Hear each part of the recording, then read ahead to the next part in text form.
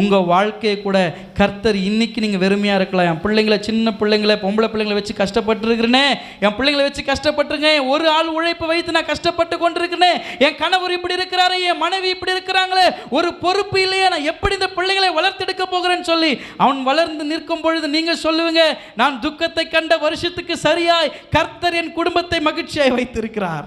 அல்லேலூயா. யாருக்கு தெரியுமா? காத்திருக்கிறவர்களுக்கு. இப்போ சொல்லுங்க, யாரெல்லாம் காத்துட்டு இருக்கிறீங்க? காத்திருந்தா நல்லது, நிறைய பெருசாக கிடைக்கும்.